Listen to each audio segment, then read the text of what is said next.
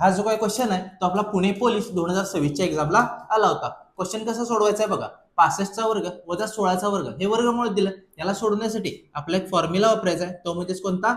ए square minus B square. हे कशामध्ये असणार आहे? Under root. आता असं काय लिहिलं बघा. हा 65चा स्क्वेअर आहे मायनस 16चा स्क्वेअर म्हणजे A square minus B square. A म्हणजेच कोण असणार आहे? 65 आणि बी म्हणजेच कोण असणार आहे? 16. हा फॉर्म्युला आपण वापरू शकतो. आता ए स्क्वेअर मायनस बी स्क्वेअरचा एक्सपान्शन काय असतं? तर ए प्लस बी आणि सेकंड ब्रॅकेट असतं ए मायनस बी.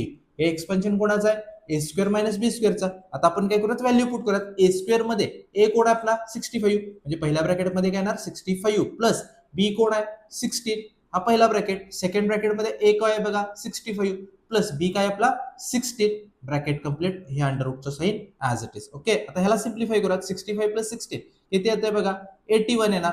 इनटू का तर ह्या दोन ब्रॅकेट मध्ये मल्टिप्लिकेशन आणि याचं सॉरी इथं आपल्याला काय करायचं होतं? मायनस आहे ना. ठीक आहे. मायनस 65 मायनस 16 केलं तर किती येतं?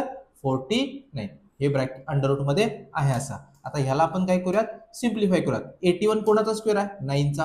49 कोणाचा स्क्वेअर आहे? 7चा. आणि हे कशामध्ये? अंडर रूटचं साइन. अंडर रूटचं साइन आपण प्लस इंटू असेल तर मध्ये काय करू शकतो? सेपरेट करू शकतो. हा कॅन्सल याला झाला. हा स्क्वेअर रूट याला कॅन्सल झाला म्हणजे राहिलं कोण आपल्याकडं? 9 गुणिले 7. आता 9 गुणिले 7 केलं तर किती आन्सर येते? 9 7 63. आपल्याकडे 63 ऑप्शन आहे का बघा? 63 ऑप्शन आहे का? ऑप्शन आहे. कोणता असणार आहे? सी. या प्रश्नाचं उत्तर काय असणार आहे? पर्याय क्रमांक सी. हा क्वेश्चन समजला असेल तर त्याच पद्धतीने या क्वेश्चनचा आन्सर तुम्ही कमेंट बॉक्समध्ये टाका. व्हिडिओ आवडला असेल तर व्हिडिओला लाईक करायला विसरू नका. थँक्यू.